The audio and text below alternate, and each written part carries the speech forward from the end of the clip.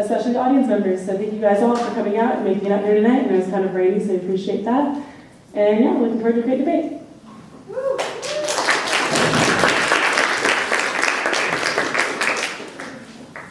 All right, thank you everyone for joining us this evening. We're going to introduce our four speakers, but first a bit about the structure of tonight's discussion. First, the affirmative will have 10 minutes to provide a background and defend their viewpoint. Next, the negative will have 15 minutes to make their case and provide an initial rebuttal. Following these presentations, there will be a brief cross-examination period, after which the affirmative will provide a rebuttal. Finally, the negative will have 6 minutes for closing statements, followed by 4 minutes from the affirmative for closing statements. So first, affirming the ethics of eating meat is Kallie Kastenson, a third-year agriculture student at UW-Platteville, who grew up on her family's 500-acre farm, which produces wheat, corn, hay, and soybeans. They also raise a small herd of cows and own a custom meat processing plant, Harry Hansen's Meat Service. Also is Sydney Endres, a junior dairy science and life science communication double major with a certificate in agriculture business. Her family owns 700 cow dairy farm, where she has participated in all aspects of cow raising, from birthing calves to milking to day-to-day farm operations. And negating, we have Greg Nirshberg, a graduate student in the philosophy department. He works on issues in the philosophy of mind and the philosophy of cognitive science. During the summers, he teaches philosophy to young teens at the Johns Hopkins Center for Talented Youth. And finally, we have Yarmel, a second-year PhD student in the Department of Philosophy here at UW-Madison. He holds a Master of Science from the London School of Economics and a Bachelor of Music from the Eastman School of Music. A committed animal activist, Aaron leads the Animal Research Committee for the Alliance for Animals and the Environment. So without further ado, we'll turn the floor over to the affirmative for opening statements.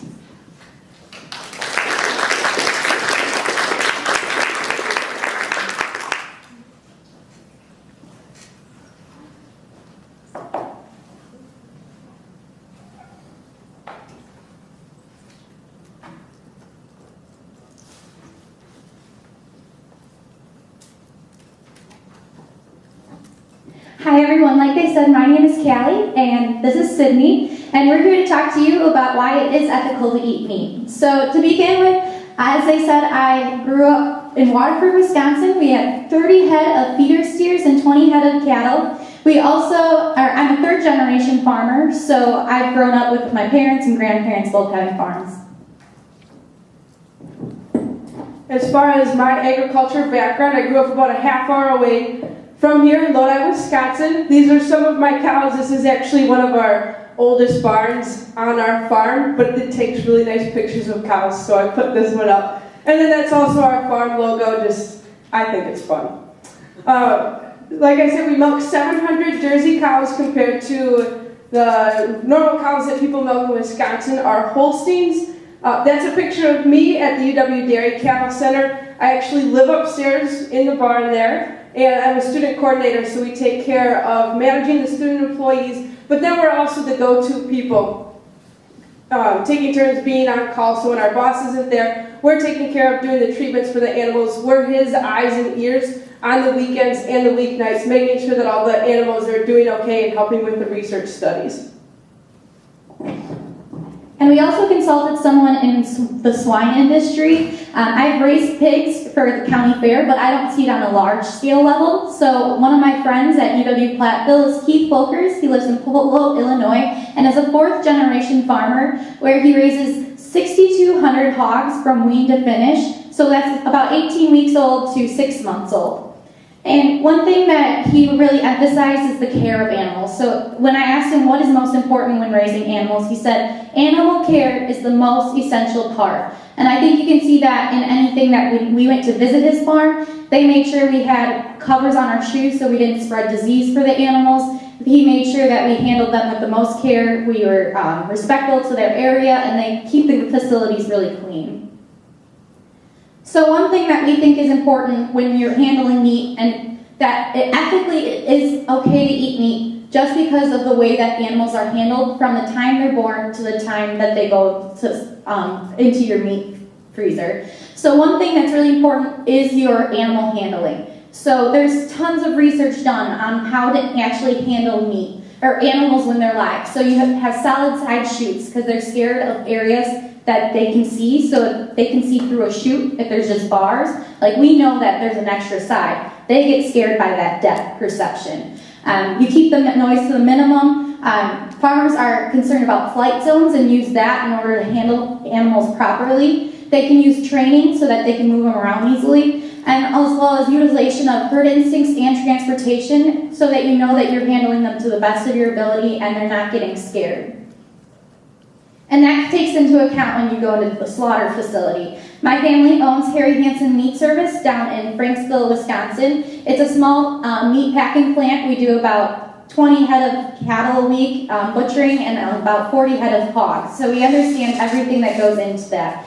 We've come a long way since when The Jungle was written by Upton Sinclair back in the early 20th century. And so we have now in 1958, the Humane Slaughter Act made it that everything that when you butcher it has to be free and humane so that the animal doesn't feel pain. As well as our meat plant and any actual meat processing facility has a HACCP plan, which is a hazard analysis and critical control point. So you're making sure that these animals are in the best location and that they're handled properly in that respect. Improper handling actually leads to animals having poor meat quality, as well as the slaughter method is immobilization, allows for the painless and fear-free death. And so all of this is audited by actual inspectors that come to each meat plant. They have to be in there every single day that we are operating, whether we're actually slaughtering that day or not. So they're there maintaining that. Also, in regards to slaughter facilities, many of these things that I've talked about have been under further research, and we see Dr. Temple Grandin, and what she says is stress levels at a well-run slaughter plant are similar to handling on a feedlot or ranch, and she did this by studying the cortisol levels, and that's how we can sense pain and stress in an animal. So she tested the cortisol levels of an animal on just their feedlot where they're hanging out at the ranch, and then she also looked at the stress levels and cortisol levels before they were shot at the plant. So in that regard, they were the same exact cortisol levels or even just a tiny bit bigger, but not at a significant rate that animals are being handled in a proper way.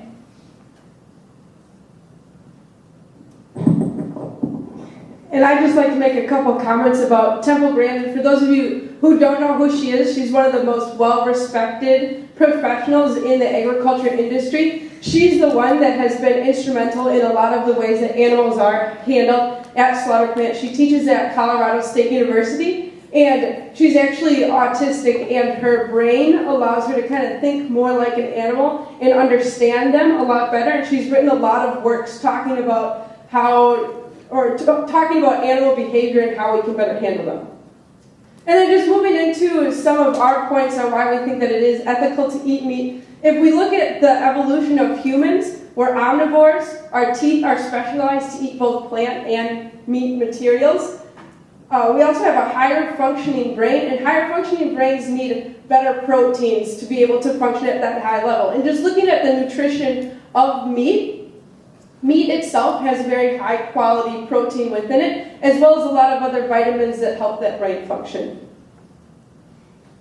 Looking into human welfare, kind of on the opposite side, if you're suggesting an all-plant diet to be able to get those proteins and vitamins that humans need to survive, what do people necessarily do in places where there is no vegetation? If we go way up north where there's Inuits, they don't have any plants that they can eat, and a lot of their nutrients are coming from meat.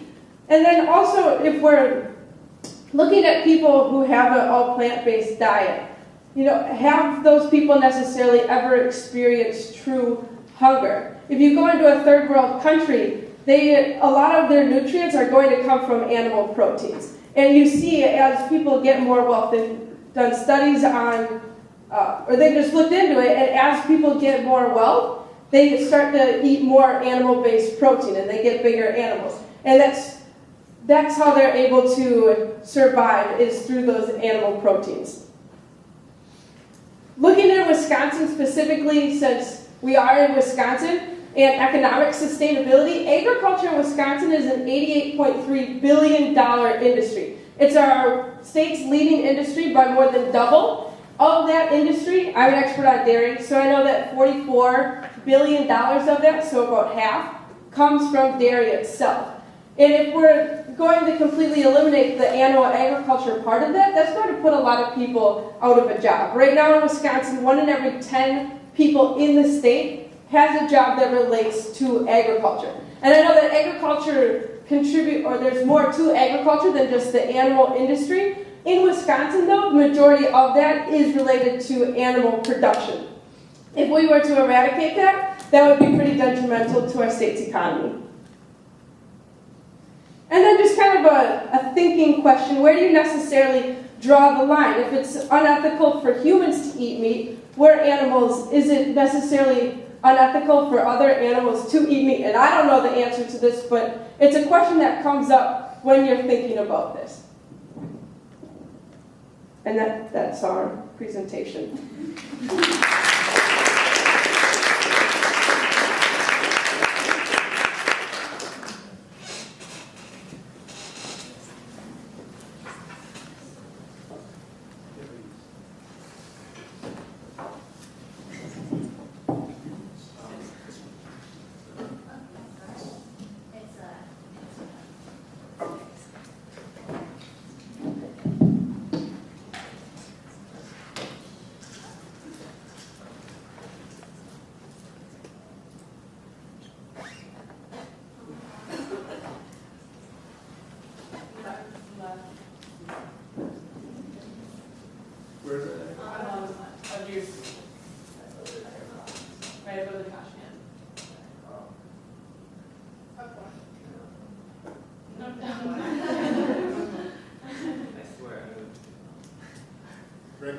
Greg's very good at technology.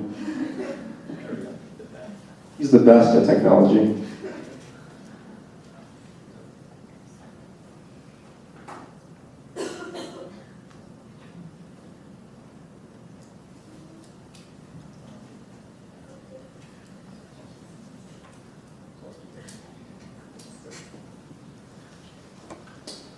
So my name is Aaron. First, I just want to thank everybody for coming. I want to thank the moderators, thank Annika, thank all our fellow debaters.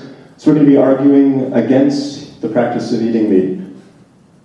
So the way we're going to do philosophy today is that we're going to talk about reasons. We're going to talk about the reasons against eating meat. We're going to look at the reasons for eating meat, and we're going to weigh these reasons against each other.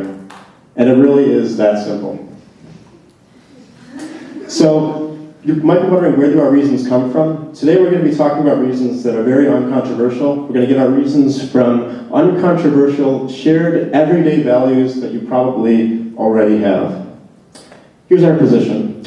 Our current practices of eating birds, mammals, and fish are unethical. So here's what we're not talking about. We're not talking about a situation where somebody puts a gun to my head and says, eat that hamburger or I'll kill your mother. We're not talking about a situation where you're stranded on a desert island. This comes up a lot. People talk about, these the vegans. I have no idea why all of a sudden we care so much about desert islands. I don't care about desert islands. We're not talking about it today. I don't care about roadkill. We're not talking about in vitro meat. We're not talking about clams, mussels, or oysters. And we're not talking about what I call the happy, healthy heroin farm. I should explain what this is. Imagine that you have a bunch of animals. They raised in incredible conditions. A second before they're going to die of natural causes, you inject them with heroin. They die in this blissful ecstasy of pleasure, and then you slaughter them and eat them. We're not talking about that. And we're also not talking about the developing world. If you want to ask us about those in the Q&A, that'd be great, because we have a lot of opinions about these issues, but that's just not the topic of today's debate. We are talking about a lot of things, though. Here's what we're talking about. We're talking about factory farms, which is 80 to 99% of animal agriculture, depending on the type of animal that we're talking about. We're talking about the small family farms, we're talking about backyard chickens, and we're talking about that time you were offered steak at a backyard barbecue. So, I want you to think about a couple questions. First question is, are there things that animals do but which we shouldn't do? So first, public masturbation at zoos. That is clearly something that I should not do. But when a monkey does it at the zoo, there's really no problem with it. We don't really talk to monkeys and say, like, what you did was unethical. It's just not something that we do. Monkeys killing the children of other monkeys, again, if I killed a monkey's child, that'd be bad. Dolphins raping and torturing other dolphins. Rape is not okay, but we don't usually blame dolphins when they do it. Ants enslaving other members of their own kind. This is actually fascinating. I'd suggest reading about it. But we don't hold ants morally responsible for this because they're just not the sorts of things that can be given moral responsibility. I think this very nicely answers the sort of question that my colleagues asked about humans versus animals. With animals, we just don't assign them blame or praise, right? But we assign humans blame or praise. It's sort of like if we had an infant. If an infant vomits on my shirt, I'm not going to say, you are immoral, you did something wrong. If I go and vomit on Annika's shirt, I imagine that she would say, Aaron, you're not being a that was wrong of you to do that, right? So the mere fact that an animal does something is a poor reason to think it's ethical for us to do it. Are there things we used to do that are unethical for us to do? Of course there are. Slavery, preventing women from voting, child labor, using lit cigarettes to motivate bad violin students to have a proper posture. I can talk more about that in the Q&A if you're curious. So the mere fact that we did something in the past is a very poor reason to think it's ethical to do it. Are there things we do today that we shouldn't do? Of course there are. Female genital mutilation, mass incarceration, rape culture, police shootings of unarmed black teens, and Adele's music. So the fact that we do something today is not a good reason to think that it's permissible to do it. All right, this is Pansy. She's by far my favorite mammal. This is Michael Pick. He's my least favorite mammal. And the reason is that this is what he does to dogs like Pansy. So, why is what he was doing wrong? Now, the reason why it's wrong isn't just because I don't like it. It's because of the harms that it was causing these dogs. And here's a list of some of those harms. Death. He had a rape rack where he would put unwilling female dogs that he wanted to breed. Beatings, drownings, electrocutions, hangings, all sorts of things that he would do to dogs who didn't want to fight or who wouldn't fight well enough. So we're not claiming farming is as bad as Michael Vick. What we're claiming is that the reason not to harm dogs also applies equally well to sheep, chickens, pork, cows, fish, etc. Why is that? Because these animals and dogs share morally relevant psychological characteristics. They're all conscious, they're all sentient, they all have the capacity to have nurturing relationships with their young, they all have curiosity, they have future-oriented preferences, they have the ability to have pain and suffering and pleasure. So let's talk about the way that animals are harmed in farms. This is a cow. Cows are harmed through branding, dehorning, castration of males, separation from young. Cows are very nurturing mothers if you let them do it, but in farming practices, you don't allow them to do that. Inability to form social bonds with other cows. It's hard to do that when you're stuck in like a factory farm. Lack of psychological enrichment. So in the best case scenario, they're killed with a captive bolt gun. In the worst case scenario, when the captive bolt gun doesn't successfully stun them or kill them, they're conscious through the skinning and gutting process. And this is actually very common if you look at reports of investigations of farms. Pigs. So they are confined in gestation crates in a lot of cases. There's no psychological enrichment for them. They don't get to root. Their tails, teeth, and testicles are mutilated. Imagine ripping off the testicles with no anesthetic. That is common practice. Often they're dumped into scalding water fully conscious when stunning is unsuccessful. And Temple Grandin actually has a paper that I just read about this. She was talking about how in our current hog practices, in a lot of cases, this is Temple Grandin, this is like their person.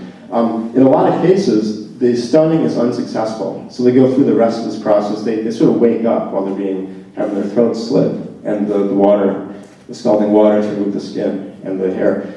So this is what pigs go through. Poultry. Poultry are denied the ability to raise their young, run around, build nests, packed into overcrowded and dirty conditions. They're denied protections by the Humane Slaughter Act. There are no federal protections for poultry, for turkeys, for chickens. Their throats are slit and they're thrown into boiling water alive to have their feathers removed. And again, there are zero federal regulations against this. So many of these practices are present in factory farms, free-range farms, and small family farms. But for any of these animals, the harm of premature death, which is a harm, is going to be part of the practice, even in backyard chickens.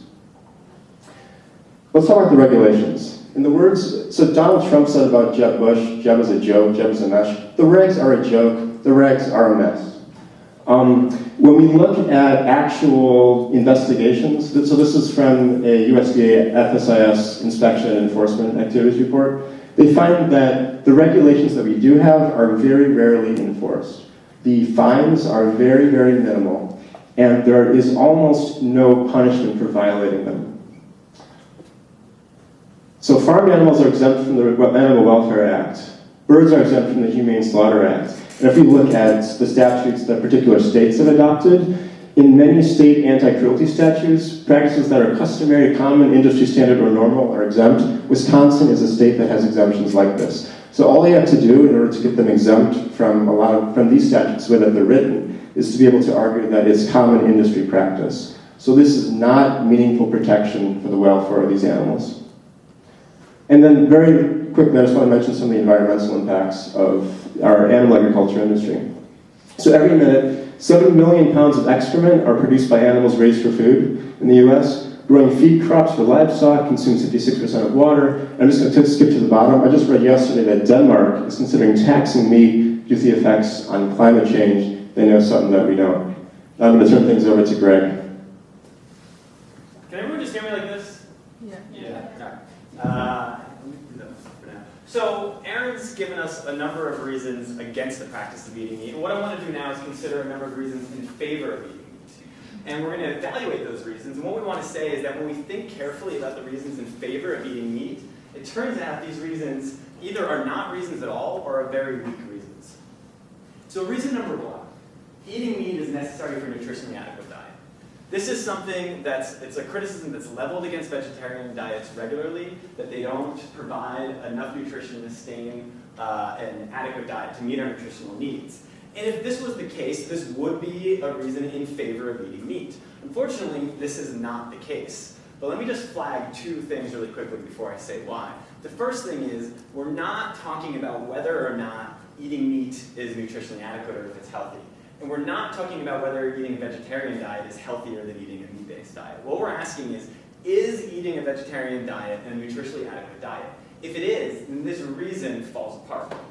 The second thing we want to mention really quickly is that this debate is about the ethics of eating meat. And so it would be within the bounds of what we want to do here to talk about whether a vegetarian diet that includes milk, cheese, and eggs is nutritionally adequate. Nevertheless, we're going to address the stronger claim and ask whether a vegan diet is nutritionally adequate. And the consensus is that it is. The USDA, the Academy of Nutrition and Dietetics, the American Heart Association, the Mayo Clinic, all of these organizations, which are not vegan organizations, state that a well-planned vegan diet meets all of our nutritional needs. Now, there's a number of things that people tend to worry about when talking about the nutrition adequacy of a vegan diet. I've got them all listed here: B12, calcium, vitamin A, vitamin D. I'm not going to go through all of these. We can address them in the Q&A. I've got the list here. These are all vegan sources that provide the nutrients based for all these different things. So we take it that this reason to eat meat, that we need to do so to have a nutritionally adequate diet, is a bad reason. It falls apart. So, what's another reason? Well, meat is tasty. And I think, in the end, this is really the main reason people eat meat. I don't know what percentage of the population has thought, when they're about to eat meat, thinks about whether it's more or less nutritionally adequate than a vegan, dinner or something like that.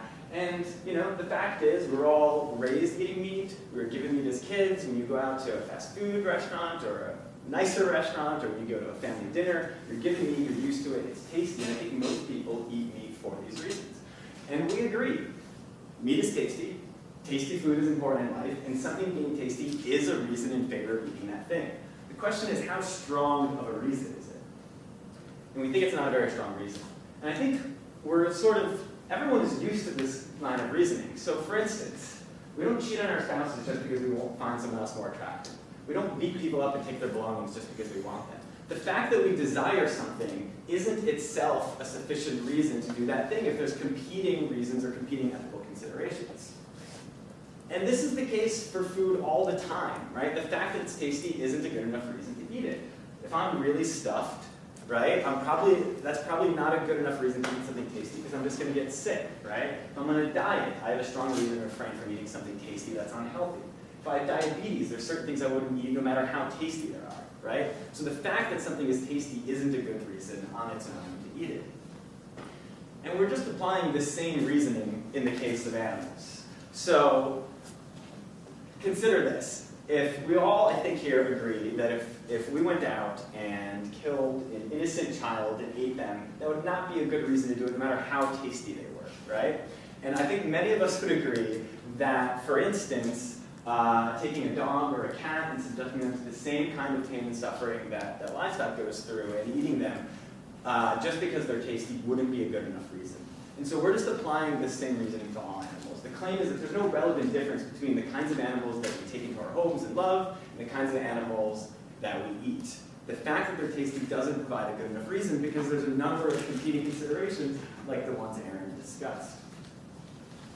So here's another possible reason. There's strong social benefits to eating meat. And the thought here is, look, there's a lot of important cultural practices, there's a lot of important traditions, and meat eating is part of these traditions, and we would be losing something really important if we didn't engage in these practices. You wouldn't be able to eat your Christmas ham. You wouldn't be able to eat your Thanksgiving turkey like this happy family over here. And this is the first picture. And the thing with this is, and we agree, these practices are important culturally, right? But the fact that something is a tradition doesn't justify its continued practice. Slavery was an important cultural practice, and we disbanded it because it was unethical. Gladiatorial combat, to the death, was an important cultural practice. We don't engage in it anymore. Traditions change. So there's too many to go over. For instance, here's an important cultural practice: the institution of marriage. And it used to be the case that interracial couples couldn't marry, and until very recently it was the case that same-sex couples couldn't marry. And many people argued that something would be lost, something essential to the tradition, to this practice would be lost if we modified it, right? But nothing is lost.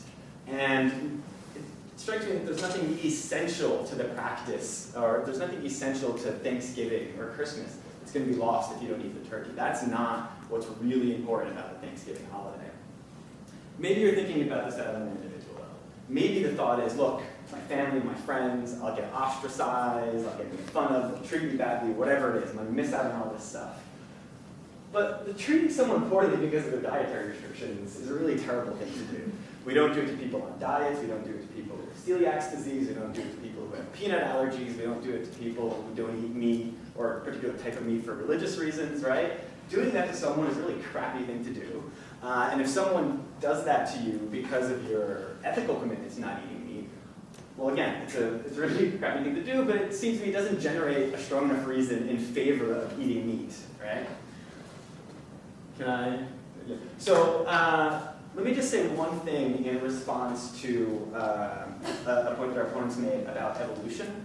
Because an important part of their argument hinged on the claim that there was some important relationship between our evolutionary history and the fact that we're omnivores and we're sort of meant to eat meat. And when they say this, I take it they mean because of the important role that eating meat played in our evolutionary history, we ought to eat meat now. But this seems to be, there seems to be a confusion going on here between what was necessary during our evolutionary history and what's necessary now. And I am fine admitting or agreeing to the fact that eating meat in our evolutionary history did play an important role in the development of our species, that maybe we wouldn't have the cognitive capacities that we do now if we didn't eat meat during evolutionary history. But the question is, do we need to eat meat now to get those benefits? And I discussed the way we don't. Eating a vegetarian diet is nutritionally adequate now. And so the evolutionary point is just really not an issue, because the fact that we needed to do something in the past does not tell us whether we need to do it now or whether it's ethically justified now. So it's really just not relevant. That's it. So basically, number of reasons in favor, number of reasons against. We think that when you add up the reasons in favor, they all are pretty weak, and the reasons against are so strong that it's a really clear-cut case that our practice of eating meat are just unethical. That's it. Thank you.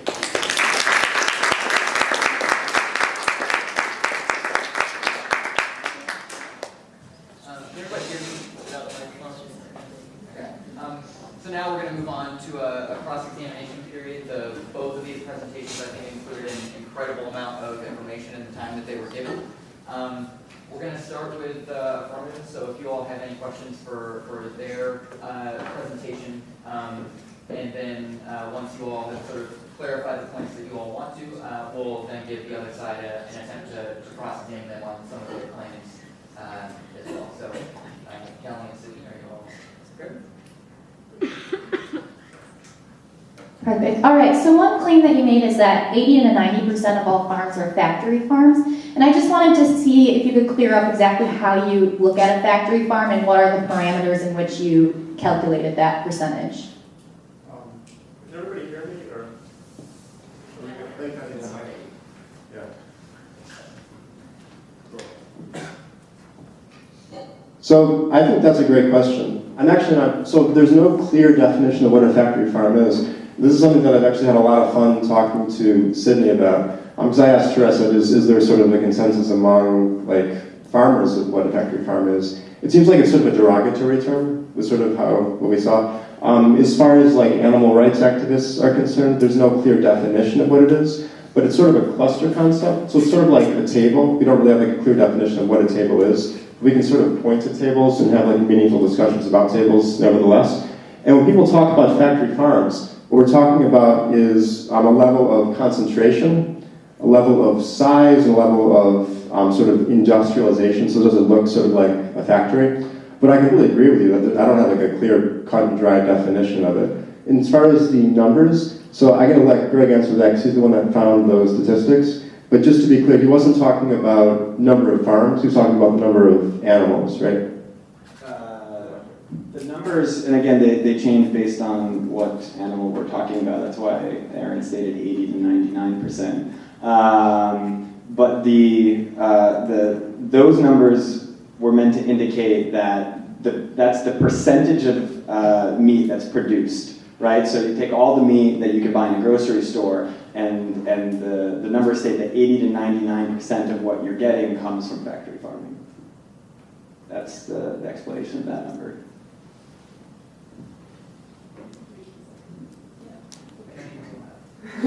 Okay, one question that I have, one thing that we talked a lot about was just the economics of it.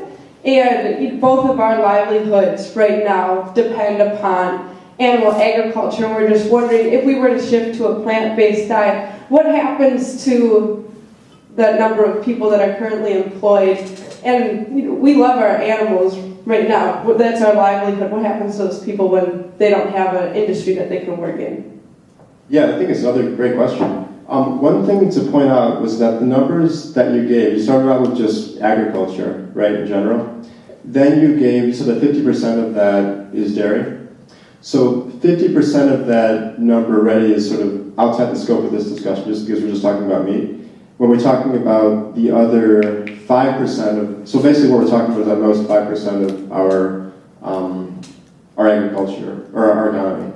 So that's just sort of a minor point.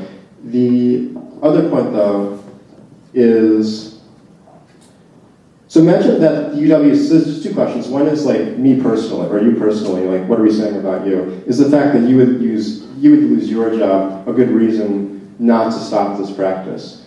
And I would argue that it is a reason. I'm not sure how strong a reason it is. So imagine that, so Greg's employed by the UW-Madison philosophy department. Greg would lose his job if the department were to shut down, right? And that is a reason not to close the department, but it's just not a very strong reason. And if there's other very good financial reasons to shut down a department, that probably wouldn't count very strongly against it. Do you want to? Yeah, I mean, I think the gist of what Aaron said, I agree with here, is that all of us, whatever job we have, if that industry suffered for one reason or another, would lose that job, and certainly that generates some reason not to do it. But how strong is that reason? And the worry is, and it's sort of, it might sound like a cold-hearted position to take, but there's been lots of industries throughout history that have been ended for various reasons, because of technological advancements or something like that, and a bunch of people who were trained in one industry suddenly lost their job. And there's lots of really difficult questions that arise. And what do you do when some technological advancement or some change in culture or some governmental change forces a number of people out of a job that had a job before? And then that might get into a lot of political questions that we can't address now, a lot of questions about social systems and welfare systems that we can't address now. So I have to sort of put those aside, right? But I guess the main point is that it's not clear when we're addressing these ethical concerns how strong of a reason it is that some subset of a people would be out of a job. Now, and of course, if there's strong financial repercussions for an entire state's economy or something like that, then we need to consider that as well, right? And so I think we have to get a lot more specific about the question before we can give like a really useful answer, unfortunately. And so one other thing with that, I think it's a really great question. And one other thing about it is that we haven't really articulated a solution for how to transition away from farming. And it's entirely possible that the best solution is going to be something gradual, where it's sort of a phasing out of the process that could last maybe 50 years. So that's the sort of thing that we would have to do if we were going to sit down and talk about exactly how to affect, these changes, how to effect these changes without, while minimizing the negative effects of them.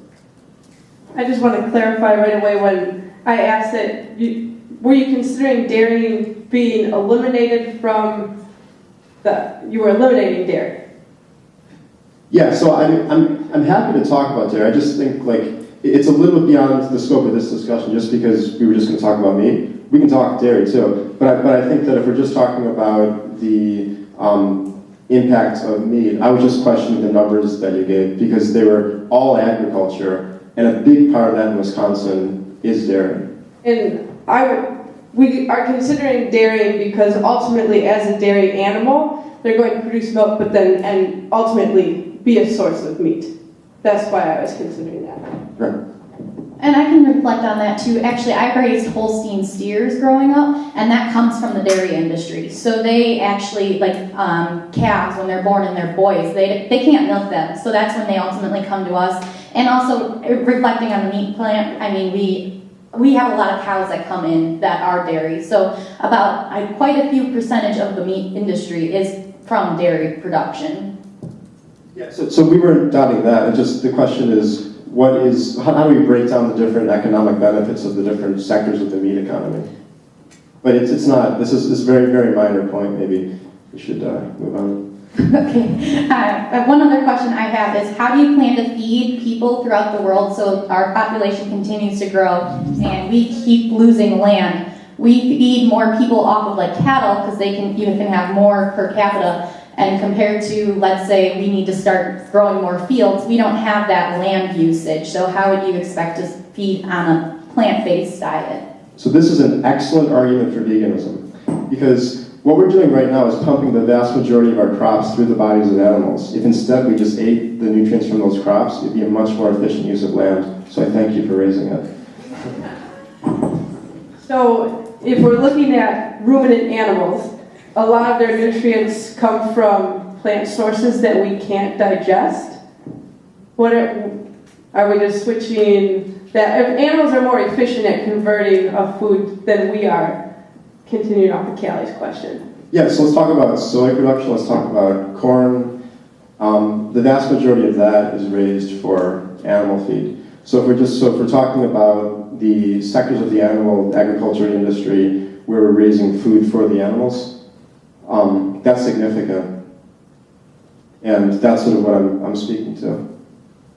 Also, I guess something to add there is, if the claim is, so Aaron's claim was, well look, so much of the land use and water and energy use is going into feeding these animals, right? And if we didn't have to do that, then we'd be able to feed everyone, on a vegan diet without any problems. And I think the response was to say, but wait, a lot of that feed that we grow for the animals isn't digestible by humans, right?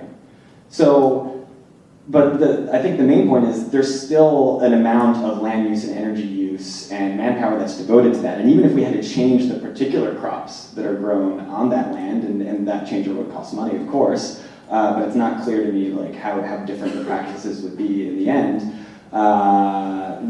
I think Aaron's point still goes through that we can use that same land use and energy use and devote it to feeding people, even if what's currently grown right now couldn't feed people.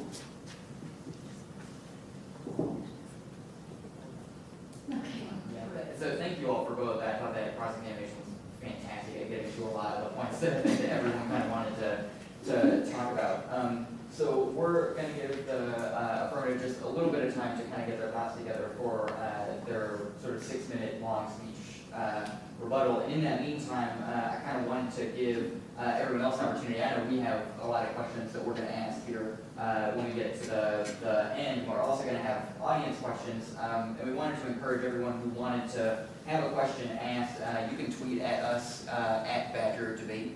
And we'll consider asking one of those questions if you don't want to stand up and do it. But also at the end, you'll have an opportunity to come up and ask a question to any side for any argument that you all want to challenge or agree with, or voice an opinion of some sort if you have some insight into that. The other thing that I kind of wanted to do is to kind of say that the Wisconsin debate team is looking for many new members. So if you all do find yourselves being in an argumentative mood at any time, please feel free to email us also at badgerdebate@gmail.com. We'll be happy to sit down and have a conversation with anybody who's interested. So if the affirmative team is ready to deliver their rebuttal speech, we would be happy to hear it.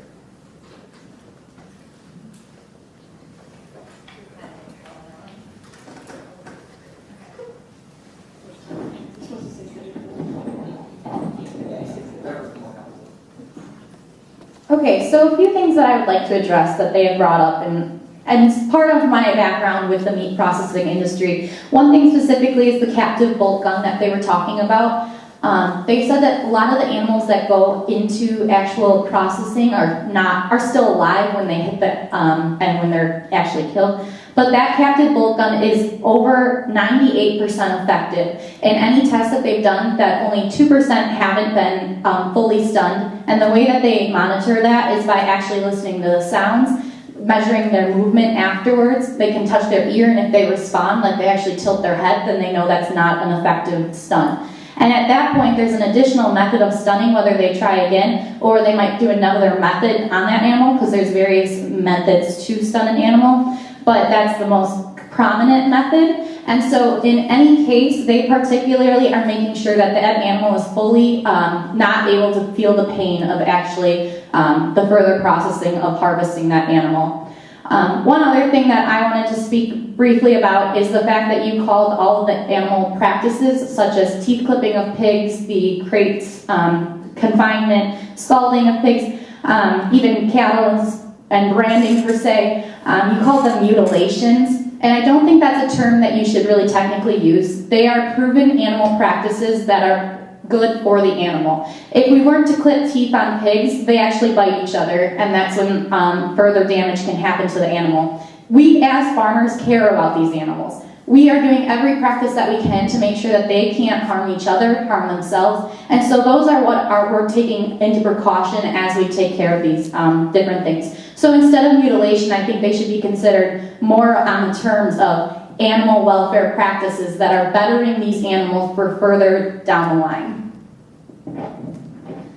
And just to echo some of Kallie and Joe's comments, you know, we work with these animals every single day. In no way do we ever want to harm them, and so we're always keeping that in mind as we're making management decisions. And we know maybe not everything, or we know that we can do things better, and so we're always looking for ways that we can continually do that. And you've watched animal comfort skyrocket from just even the 1940s to today. You talked a little bit on the environmental impact of agriculture, and one of the percentages up there was that 17% comes from animal agriculture.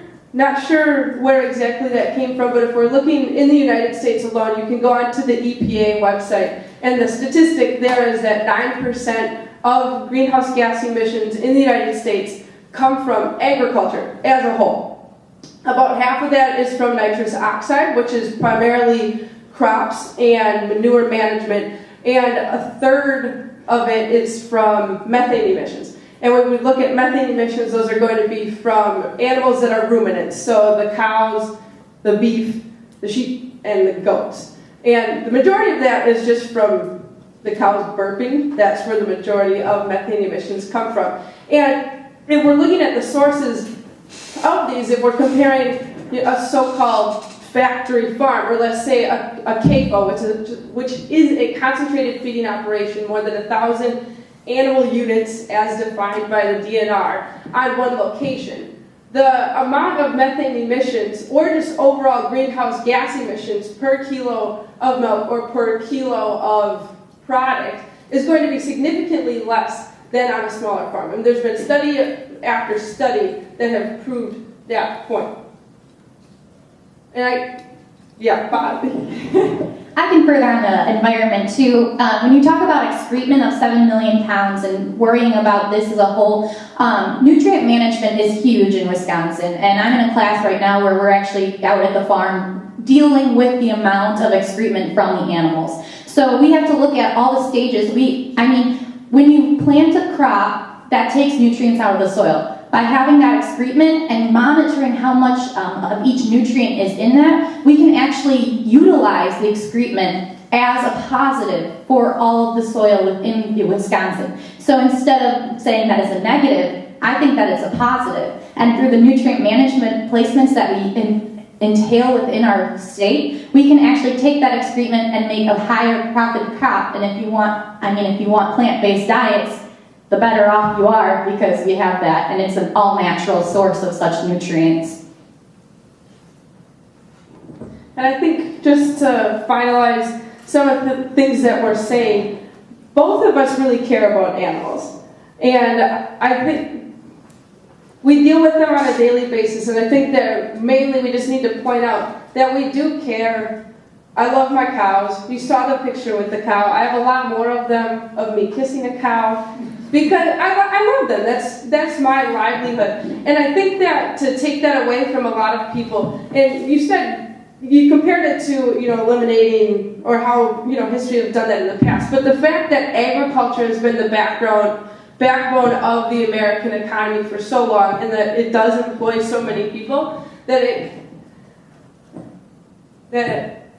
I'm trying to think how I want to say this, but in a sense, is it unethical to the human population to eliminate so many jobs that are so caring about animals and really depend on them? And that I also want to admit that, I love my animals so much. 50% of all my Instagram photos are with cows, so I take great pride in that animal. I take great pride when I have a calf all the way to slaughter, and I think that when you see the final product, it's like raising your own animal and seeing the actual what you can help create with feeding mechanisms and all that. So.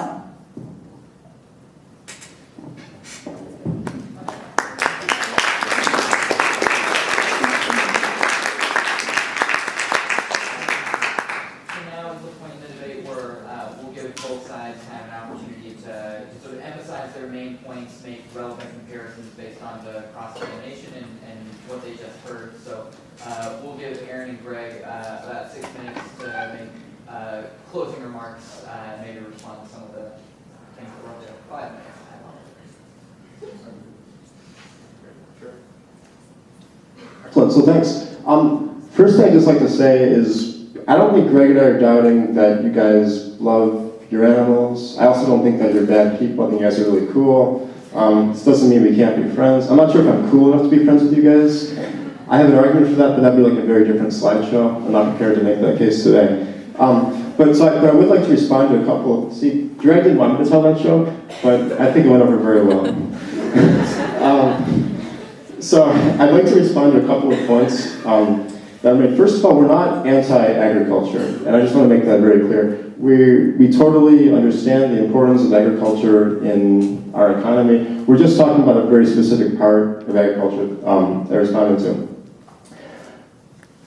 When it comes to our statistics about the environmental impact of these animals, so we got our statistics from the United Nations FAO report. So I think we're both using good sources of information. I'm not sure why they differ, but we can talk about that later.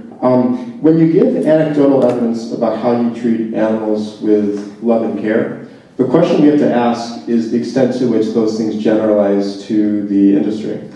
And I have here, I just want to read something which was it was actually from a USDA FSIS inspection and enforcement activities report. So what they say, Specifically, the inspectors did not suspend 6 plants after identifying 10 egregious humane handling violations. It did not issue NRs, and what an NR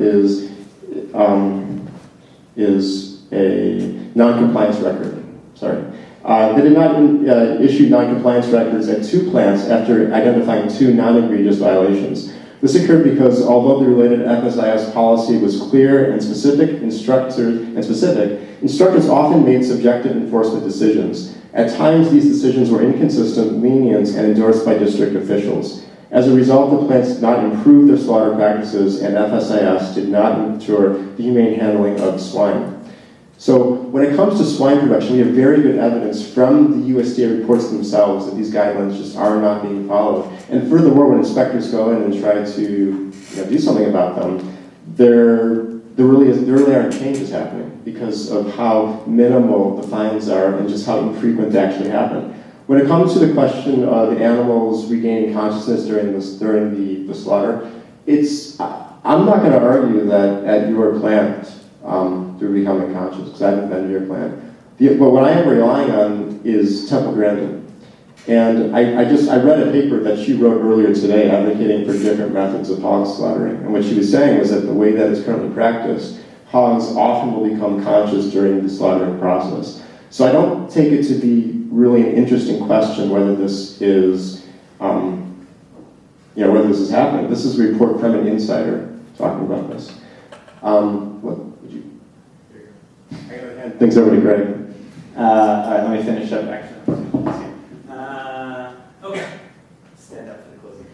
I guess just to wrap everything up, I feel like in the end, I haven't been given strong reasons on their side as to why it's okay to eat meat.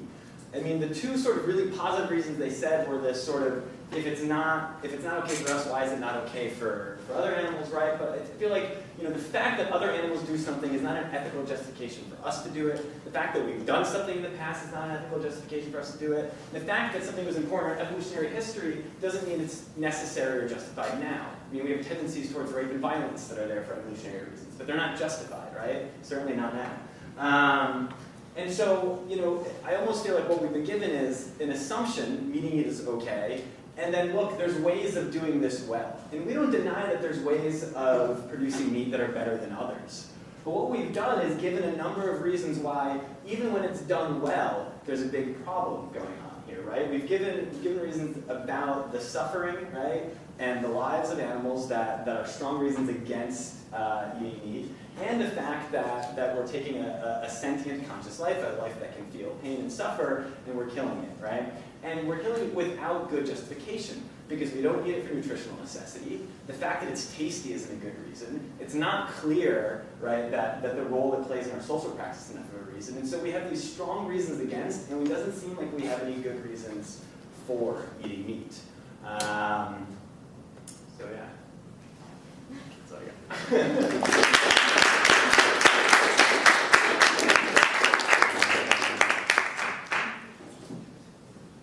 And now to bring us home to the final speech of this wonderful debate, you all would like to present your closing statements. So in our closing, we would just like to say that we believe that eating meat is ethical as long as the animal is treated ethically from the time they're born until the time that they are harvested. So that means that when they are on the farm, they're being handled with the best care. We're taking those humane welfare practices that I've discussed and actually utilizing them to make sure that the lives of these animals are in a positive place and that they're actually being raised in the best way possible.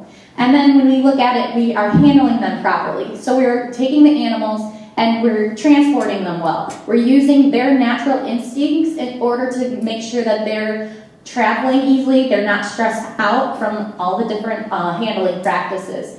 And then finally, when we get into the actual meat processing facility, we're doing the most humane method of slaughter.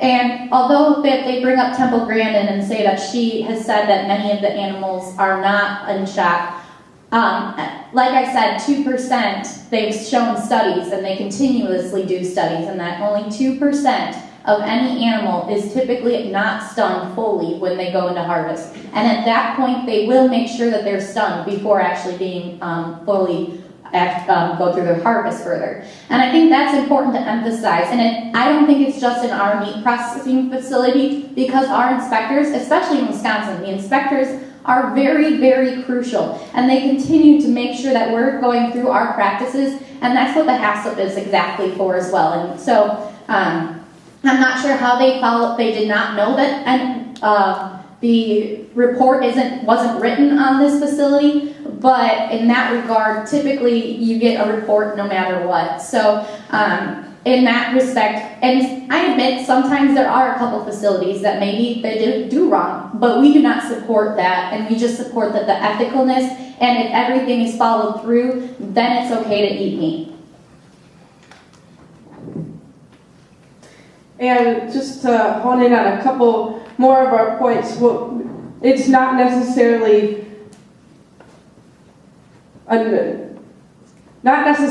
we don't necessarily have to eat meat to support our nutrition. You don't necessarily have to eat plants to support your nutrition either. And I think that the fact that meat is such a good source of multiple nutrients, vitamin B12, protein, every single amino acid, different B vitamins, that is very important for human health, in the fact that we can do that in an efficient manner and provide that food source for people is very important, as well as just the economic sustainability behind all of it and the importance of agriculture in the U.S. economy.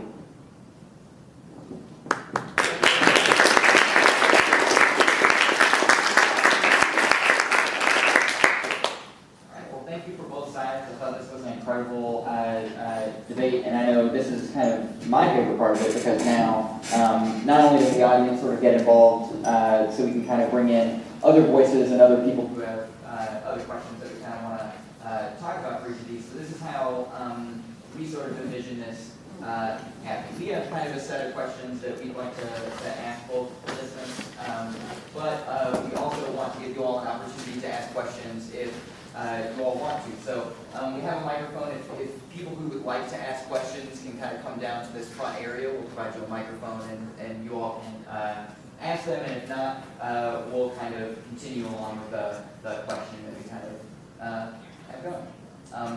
I can kind of kick us off. I think that, to me this debate was fascinating, because I think there's a lot of interactions between many of the different reasons both sides are giving for things. I kind of saw a lot of the arguments falling along the lines of whether or not we're treating animals ethically, to what extent are we causing them pain or psychological distress, what are the impacts on the economy from stopping doing these things or continuing these practices, and what's the impact on the environment. And one thing that I thought was, and I hope that both sides can expand on a little bit more, is this question of the enforcement and non-compliance with various regulations. Because I think a very pragmatic question is that, I think that we can envision a lot of hypothetical situations where we have, a set of ethical practices to minimize pain and do all of these things and preserve the psychological well-being. But in a practical sense, how do we deal with the economic incentives that farmers have to skirt some of these regulations, especially larger corporate factory farms, in terms of either violating environmental rights or animal welfare rights? I understand that from the ethical point of view, obviously the practices that occur on you all's farms seem far different than some of the statistics that are being reported in the aggregate. So could the affirmative give a little bit of insight into what kinds of either regulatory reforms that you think kind of may need to happen? Like, what are the kinds of things that we can do to make sure that these large corporate organizations aren't skirting those regulations? And if they don't, what is the reprimand? If it's a fine, is it enough of a fine? Is there jail time involved? Like, what kinds of things do you think that we can do to make this sort of crucial enforcement and non-compliance component a little bit more manageable? Because it seems like many of the harms that they're identifying are harms that occur because people don't follow those regulations. And I'm wondering if you can speak a little bit to either some of the sort of specific regulations that occur, or ideas that you all have, or things that we can do to make sure that those things are followed in not just you all circumstances, but many of the farmers in Wisconsin and beyond. And I'll touch more on the production side of things, and I'll let Kallie talk a little bit on more of the processing side of things. And when we're looking at the larger farms in Wisconsin or across the United States for that matter, if there are going to be a concentrated feeding operation, concentrated animal feeding operation, there are more regulations for those farms than smaller farms right now. And those regulations are mainly based on the nutrient management. So larger farms are more regulated by the government to make sure that they are not polluting the waterways, that they're spreading the manure at the right times of the year to minimize the environmental impact of that farm. As far as animal welfare, I am a dairy expert, so I can't necessarily speak to larger other livestock operations, but going to a dairy farm, I've been to dairy farms that milk 4,000 cows, I've been to dairy farms that milk 30,000 cows. My farm, we milk 700 cows, and I can tell you that the cows themselves, as far as the treatment of those animals on those farms, are the same. As you have a bigger farm, you have to have more employees, and the employee to animal ratio is generally going to be about the same. It may depend on some specific practices and different technologies that you have on the farm, how closely you need to be watching those animals. But there's different technologies that can kind of be your eyes for the animal. For example, in the dairy industry, we have rumination collars that can eliminate the need for an employee on the farm. And what those do is they're measuring how much that animal is ruminating. If a cow's rumination or digestion goes down, that's a flag that they might be sick or that they're about to have a baby. Either way, that's more eyes on the farm for those animals. And so I truly think that regardless of farm size, those animals are still being treated humanely, and as those farms get bigger, I don't think that they necessarily need more regulations. I do think that smaller farms could be regulated more, just to make sure that across the board, farms are using their waste correctly at the right times of the year, and that we're making sure to preserve the environment. Bottom line is that as a dairy or as farmers, most of the time that's a family affair. And so you want to make sure that you're preserving the environment for the next generation, because if your family member is going to take it over, you want to make sure that they're going to be able to have a successful business when they go into that. Okay. So in terms of the meat processing industry, I think that non-compliance is really key, and I think that right now inspectors are actually very strict on that, and I don't know if we could even make it more strict than they already have. So I don't know necessarily where, I'm sure people don't follow it, but at that point, that's when the inspectors need to step in and say, hey, these animals need to be protected under the law, and they are protected. It's in those special cases when people don't follow what the law is that we have to question that, and that's when we need the inspectors to set in. Not necessarily that it is our part as meat eaters that we say, oh, well, I don't know if this was killed right. It should be slaughtered properly. It should be harvested right, and that's what the law says. First speech that you all made, you did sort of mention that that lower either animal welfare standards or animal welfare practices can affect the quality of the meat itself. Do you all perceive the corporations that are in non-compliance? Is that something that we should kind of just rely on the market to sort of better itself out of? If there are people who don't comply or treat them well, that their products are simply less viable and therefore other ones are better. And for those small farms that you do think that regulations need to be increased for, what kinds of regulations are you envisioning that are different from the ones that are applied for larger corporations? Okay, I'm going to start in regards to the raising your animal and wanting the best profit. Keith, who I was talking to, that said animal welfare is most important. He was saying how if they don't treat their animals properly and one were to die, that's lost money right there. Just having one animal dead, I mean, that's market, you could say, is, I don't know, but you can lose up to thousands of dollars by just not taking care of an animal and it dying. On top of that, we also have to look at the meat quality. So when it gets into the meat processing plant, a lot of larger corporation processing plants actually will give you a deduction on your animal if they find some bruising on that animal, or possibly if you gave a shot in the wrong location and they have to cut out that spot so people cannot consume that area, different scarring tissue. So really, if you don't treat your animal right, you have a loss of profit, and all of the work that you put into raising that animal is you don't necessarily get the profit that you're hoping for. And so just based on that fact, you want to take the best measures to make your animal profitable at the end of the day. And as far as for the smaller farms, I think a really important thing that some smaller farms do have, they just aren't required to have, is a nutrient management plan. And that's a plan that's going to help you figure out how to manage your waste and have the best crop available to feed back to your animals. And I think just having more, maybe not even making it a requirement, but making it easier for a farm to be able to implement those. Right now, this morning I was just talking to a farmer. Their farm is a CAFO, and he said that they probably invest an additional $30,000 every single year hiring consultants and getting help to make sure that they are following all the regulations right. They want to make sure that they're doing it right, but it's not necessarily easy. So just making it more available for those smaller farms to be able to have a nutrient management plan and having more access to resources to help them learn how they can better manage that waste.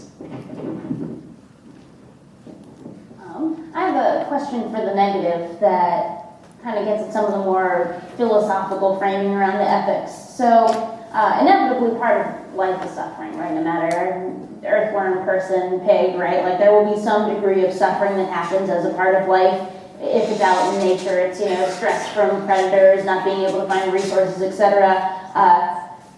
For your interpretation of, right, like what an ethical farm might look like, if that's something you think could ever exist, is it a farmer's responsibility to entirely eliminate suffering from an animal's life? Is there a way for us to say a certain amount of suffering is to be expected for any life? And kind of how do we draw those ethical boundaries and bright lines?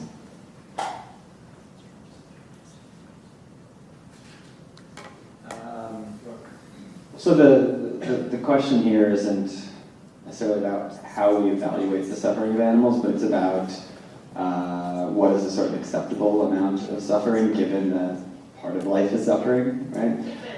Yeah, so certainly it's true that maybe existentialist point right here that just suffering is part of being alive or something like that. But there's a separate question here about to what degree we acknowledge that suffering exists, and to what degree it's justified when we impose that suffering, right? And we take that the important thing here isn't to say, well, if this animal is out in the wild, it might suffer through stress and getting attacked by predators. Right? The question is, given that I am forcing the life of this animal to be in my hands, what is acceptable for me to do? Is an imposition of suffering by me on this animal permissible? And I think that the main point we've made is that if it was necessary, maybe there would be some sort of argument there that we can't survive unless we have to impose suffering, and then maybe what we try to do is impose the least amount of suffering possible, given that there's just no way for us to live unless we do this thing. But it seems like that it's not a necessity. And so what we're doing is we're imposing suffering for an inessential reason, right? And that's I think what generates the biggest concern for us, is that there's no justification here. Other than some of the types of things we talked about.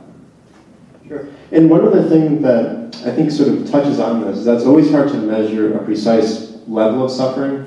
I can't do it for myself. I find it very difficult to think about am I suffering more if I fail a test or I get punched in the face? I don't know. It's very hard to do it with animals who can't talk. But I don't think we need to address that question, because it seems like what we can do is we can look at sort of what's going on in a particular situation, and just like Greg was saying, ask what are the reasons for inflicting that suffering? What are the reasons against inflicting that suffering? And what we're arguing is that in all of the real cases that we're looking at, even if we don't have this precise measure of suffering, we can still know enough to be able to see what our reasons point us towards.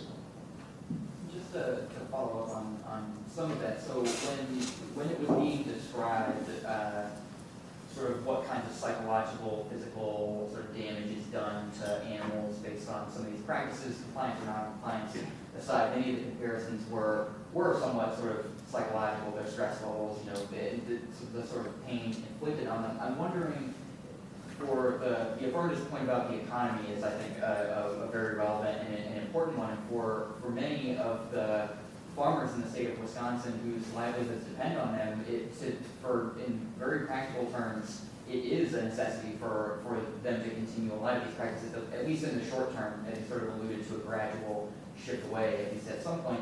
And I'm curious if you could speak to, you know, even if we can't measure, you know, a specific type of suffering or quantify it in some way, how are we supposed to assess damage that's done psychologically or physically to humans versus something that may happen to an animal? Certainly losing a job, not being able to provide for your family, at the very least in the short term for some of these things, is a very, very real concern that does inflict some type of unnecessary suffering on a human. And so is there a one-to-one relationship between the kinds of suffering that is inflicted on animals and humans, and how, especially in the economic case of sort of a traditional sort of family farm enterprise, how does that enter into the calculation?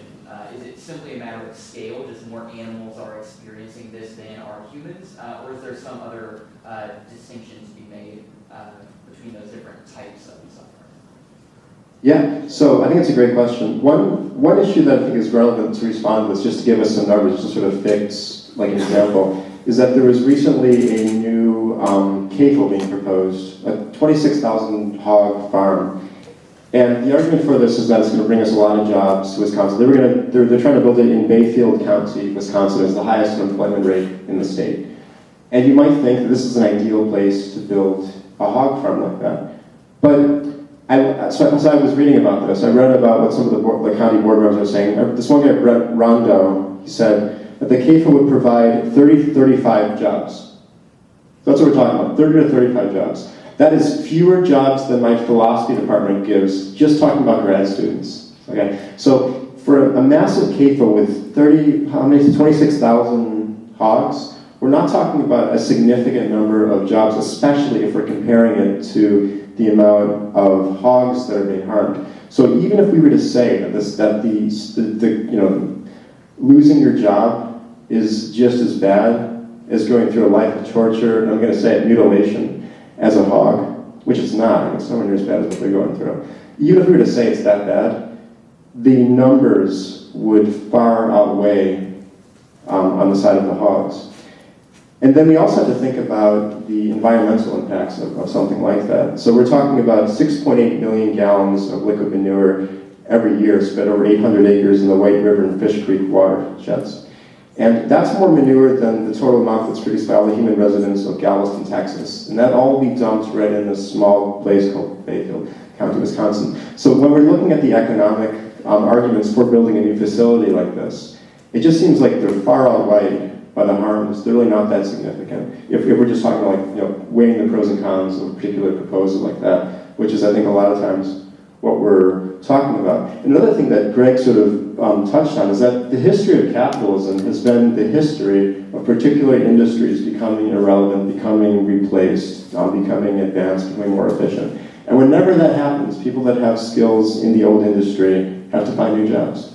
When the printing press came out, now all of a sudden scribes didn't have jobs anymore. When the cars came out, we didn't have, if you were a horse and buggy repairman, you were out of luck. And there just wasn't a lot of work for you. What? Cameras put a lot of portrait artists out of business as well. Yeah. So it just seems like it's not that strong of an argument to say that we're currently going through a period of economic progress and advancement as we move towards a more humane economy. Yeah, I basically agree. And just on a side note that's well outside the scope of this debate, it just seems like this pushes towards an argument for a political system that provides strong economic and social support for people when these kinds of things occur in industries, but it's not an issue. It's a whole other debate. Can I ask? I don't know if everyone, but I just wanted to say that also, like, it's not like we're going to stop eating. Like, we're still eating the same amount of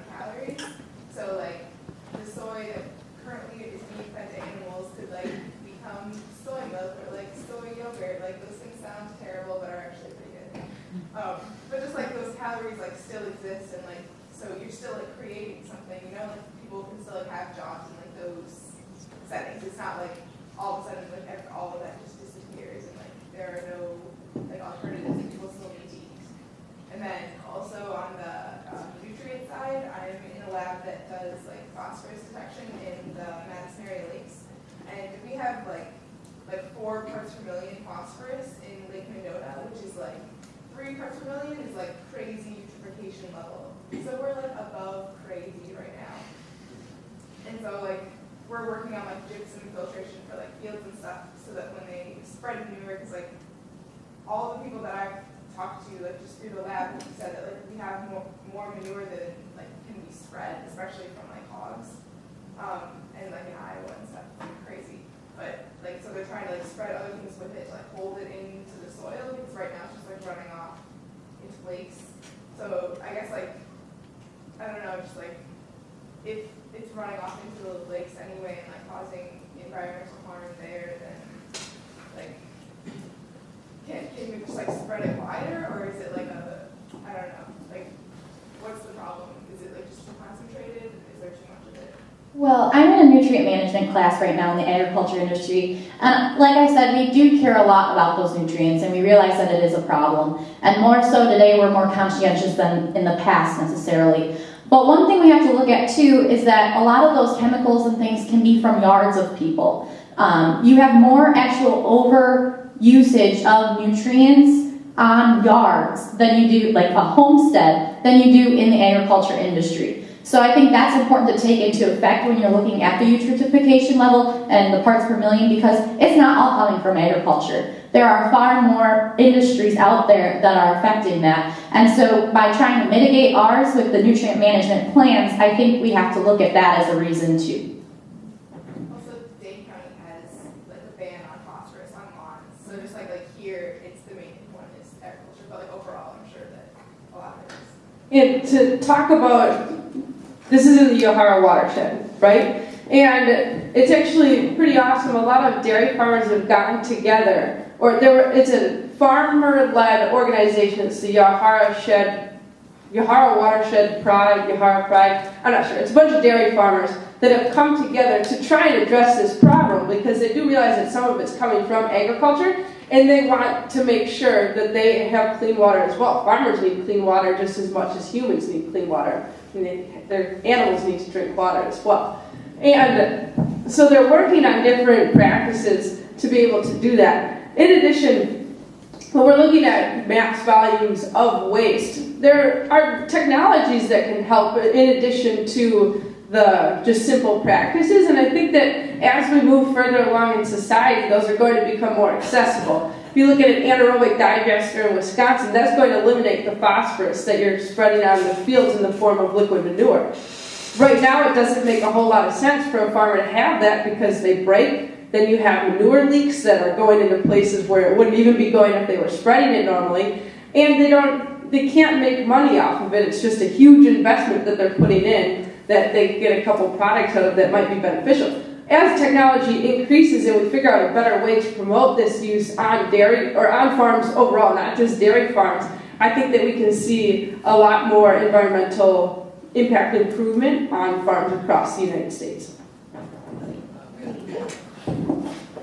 So, is this okay? Yes. So I kind of want to talk about plants. There's been a lot of research in botany and new fields like plant neurobiology that hint at plants maybe being sentient and conscious to some degree.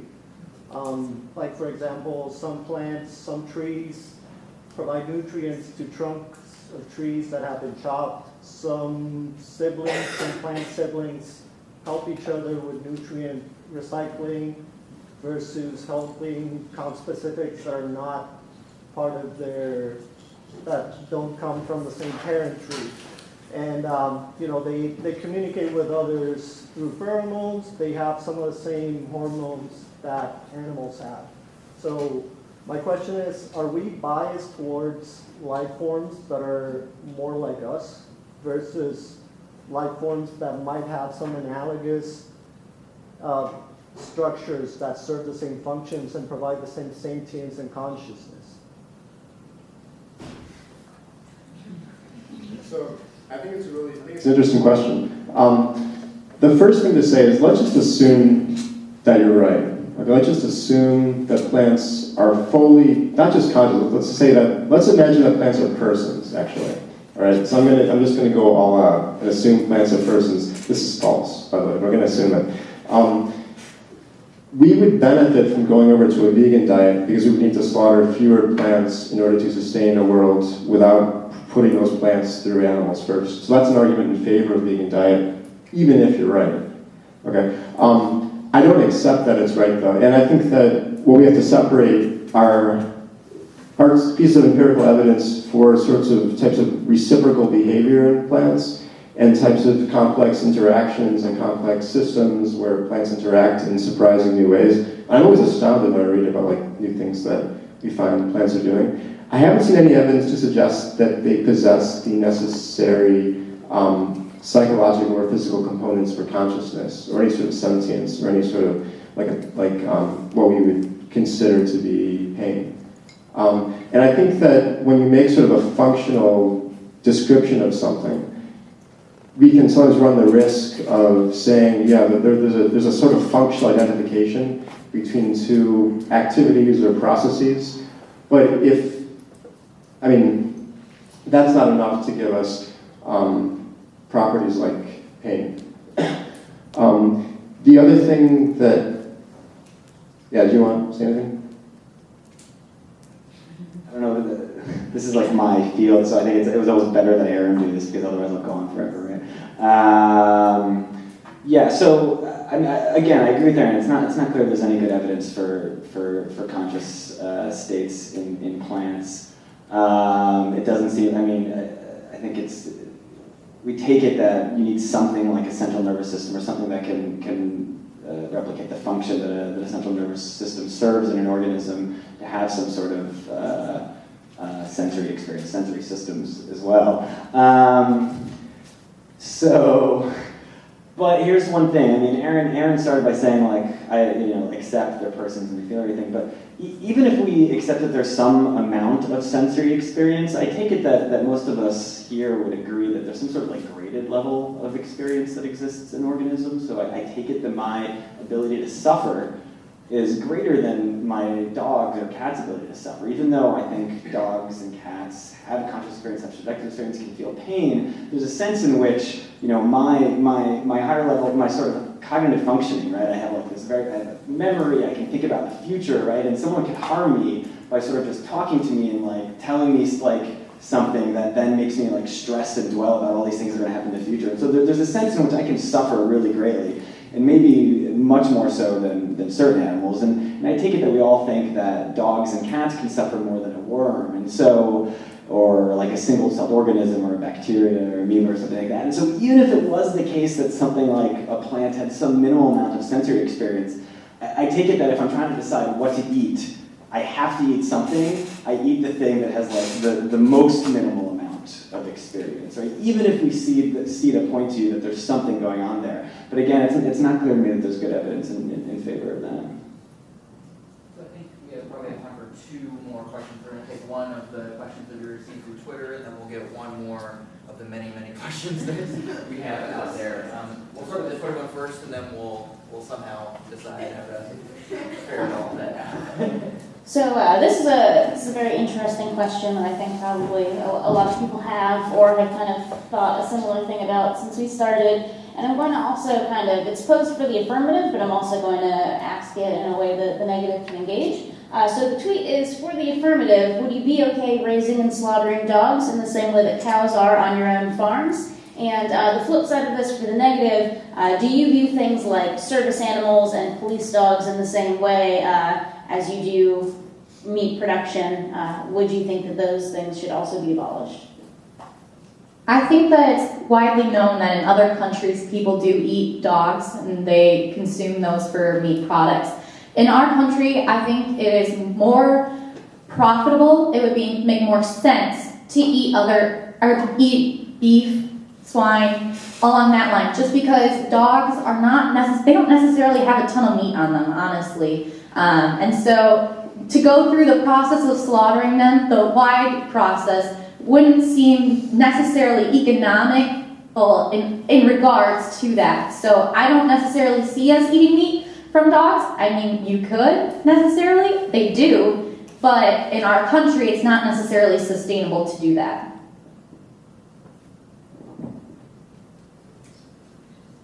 Yeah, I wouldn't eat my dog or my cat because that's how that's how society is kind of framed that. I think that if I grew up with that being a common practice, I would be perfectly fine with that, but that's not, no. I don't, that's a lot of thinking for me.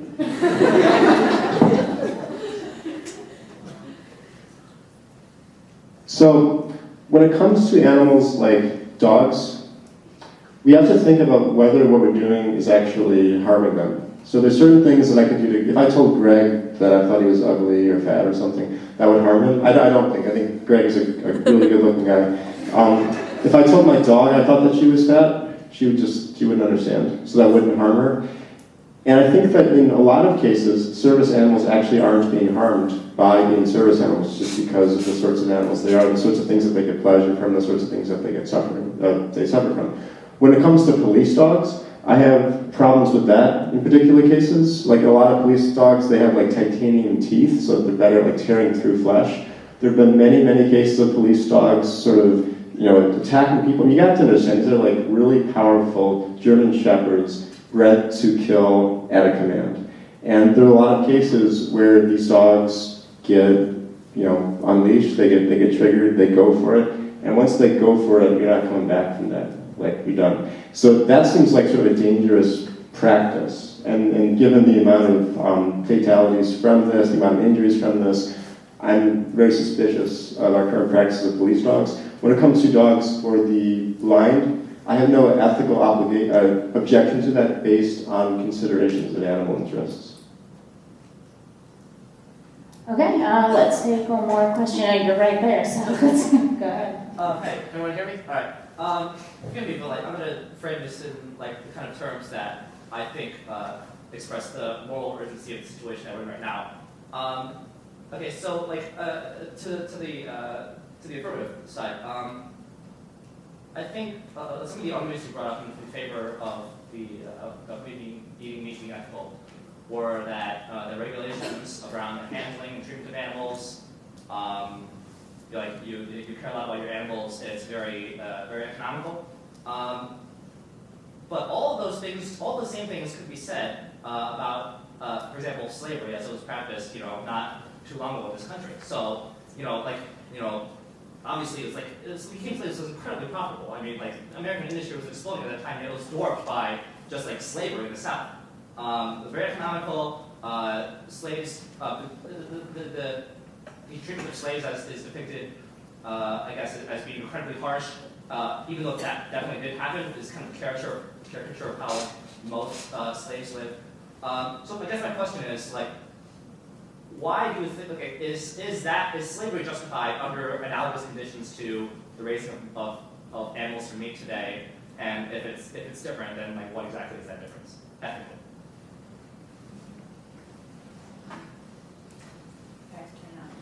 Okay, so in regards to that, I do not see animal agriculture as slavery because of how these animals are raised. When we say, we died.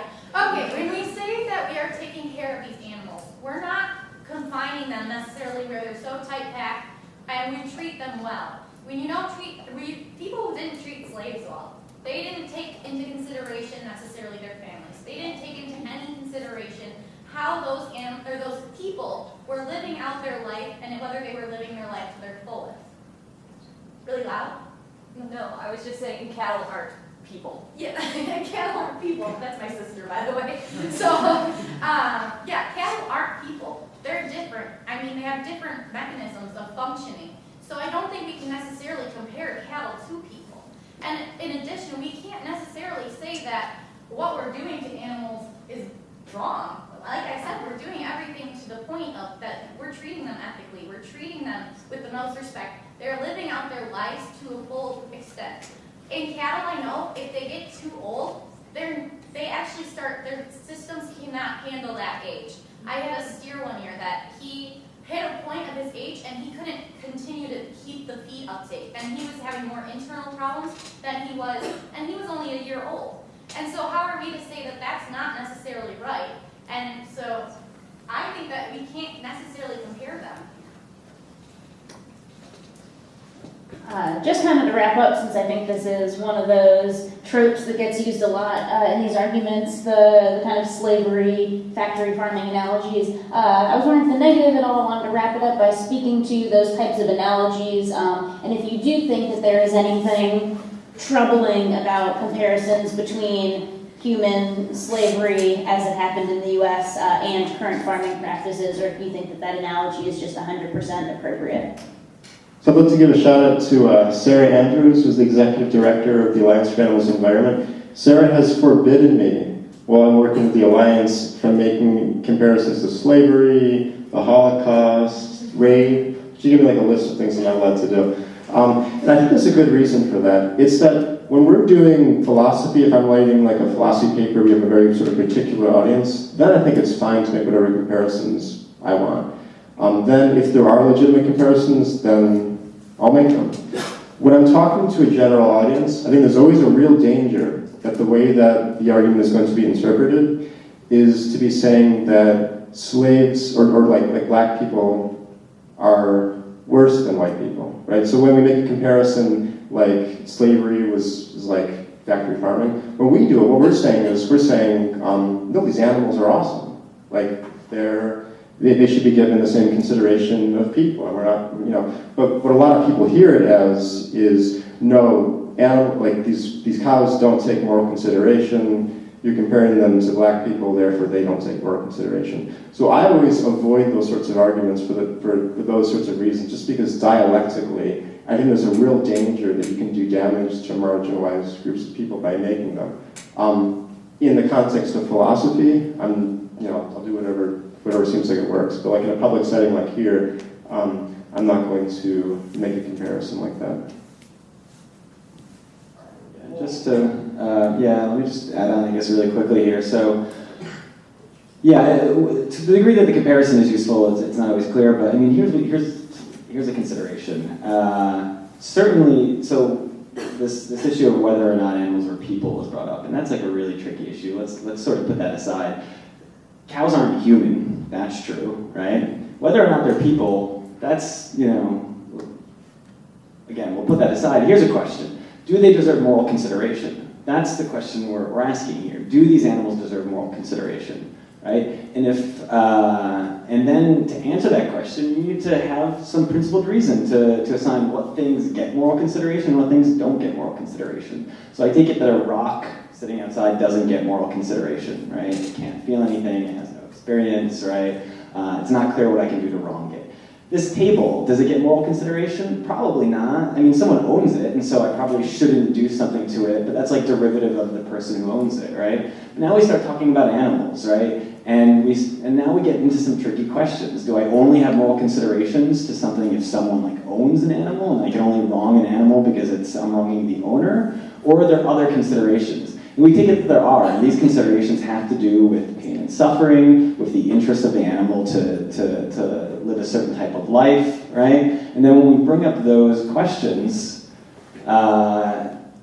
which again are not easy questions, we think the conclusion is that without having to compare it to slavery, there's a sense in which I can't just do whatever I want, right? And even if I treat the animal in the best way possible, it's not clear that addresses the fundamental question of whether I have a right to take that animal, put it in certain conditions, and then kill it for needs that we've argued aren't necessary to living an interesting or valuable life. So. Okay, well, let's give it up once for all of our participants. And thank you very much.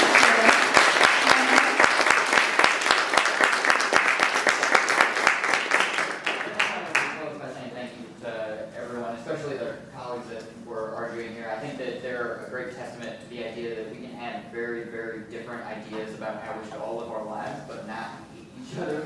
I think there's a lot of personal experiences, a lot of very good philosophical arguments, and I want to thank everybody here for showing up and sitting here for an hour, very close to finals week. And thank you all for coming out, and that hopefully, even if you don't change your mind, that maybe after this that you think maybe a little bit harder before you decide to take a bite out of that burger or something like that. But at the very least, raising some questions that may cause you to question practices, because that's kind of what debate's all about. But thank you all again for coming out. Thank you, Andrea, for setting all of this up. This is a fantastic event, and thank you all for your time.